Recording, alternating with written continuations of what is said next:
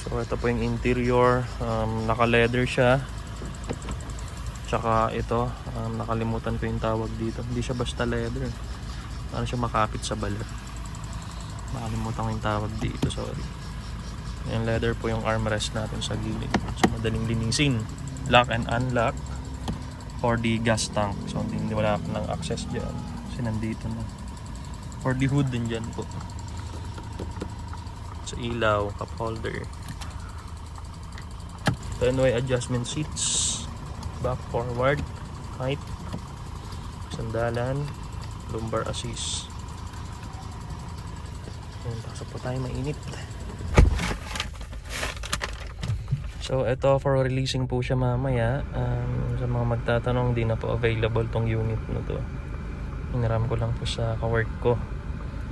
So bago siya washingin mamaya, ika-car wash, hiniram ko muna para videohan ko.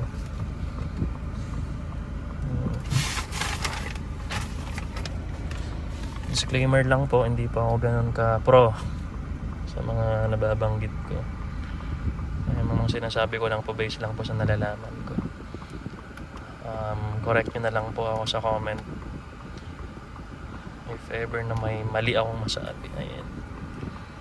So this is the interior of this unit.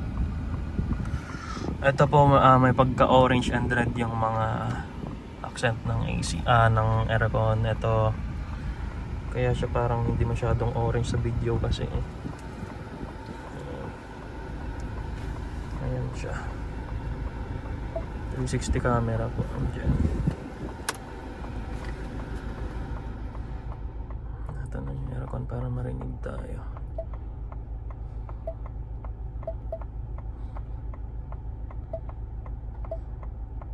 So pwede mo palang i-ganon yun.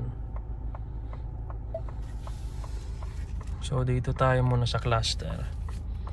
Check muna natin kung tilt or tilt and telescopic. Ayan, tilt and telescopic po siya.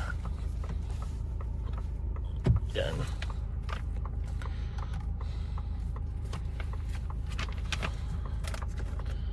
So sa mode of driving, we have normal mode, sport, slippery, mud and ruts, sand. Pwede sa sambalis to, baha, rock and crow.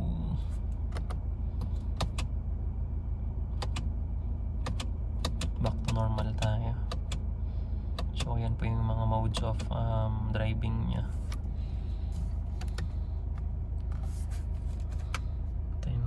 Traction control, pindot ata natin, and may travel monitoring ho siya.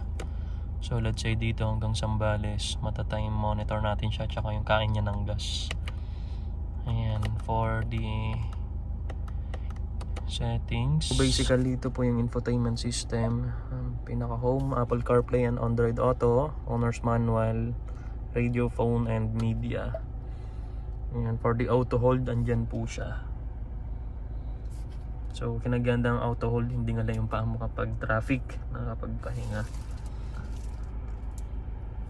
Ayan siya. Hazard. Ganda. Ayan. And this is the another storage. Storage ka rin dyan.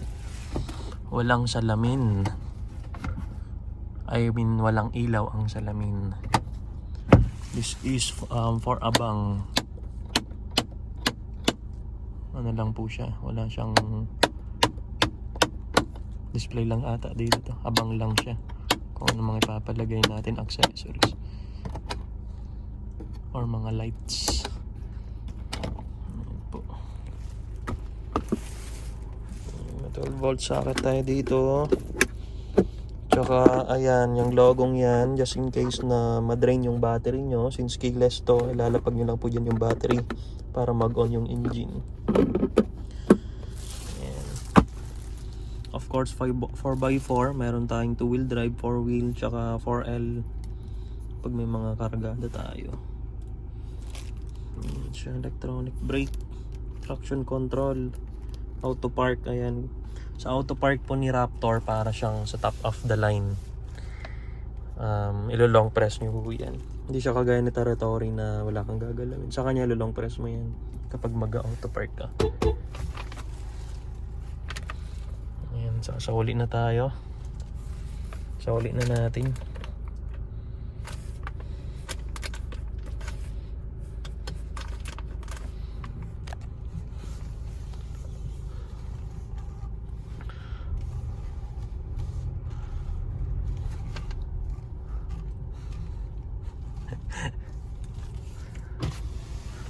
Saan ko ipapark to? Doon naka-park to. Doon mo na lang ako, tabi ng puti. Meron pa doon? Sige. Iwa-washing mo na mamaya daw. Sige. Thank you kay Zaldi. Ayan, diyan ko kasi kinuha. Diyan po kasi nilalagay yung mga bagong dating, bagong deliver na unit. Ayan. Ayun lang guys. Ito. Haba na pala ng video natin. Sorry po kung hindi ako nagsasalita sa mga videos natin. Mga nakaraan. May ako magsalita. Yan, sasahuli na natin. Kasi wawashing din ito mamaya eh.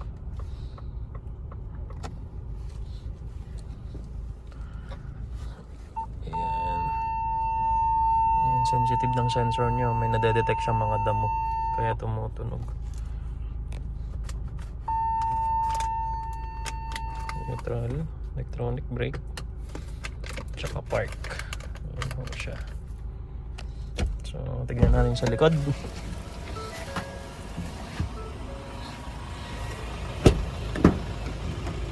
Dito sa likod, dito nakalagay yung mga tools natin. Ayan po yung tools, early warning device, yung jack nasa likod, and another storage for self-defense weapon natin. Mga weapon. Ayan, ito yung AC, may airbags sa likod, socket na type C, USB, and 230 volts. Kagaya na nasa likod, meron din siya dito. Ayan, nandito yung jack sa likod. Ayan po yung jack. Ayan, iikutin nyo lang po yung white pag tatanggalin yung jack. Ganda ng Raptor.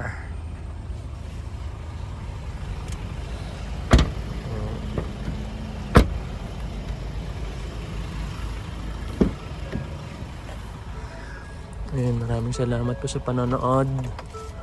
Ang haba na ng video natin. Yun lang po. Maraming salamat sa panonood. Bye-bye. Maraming salamat po.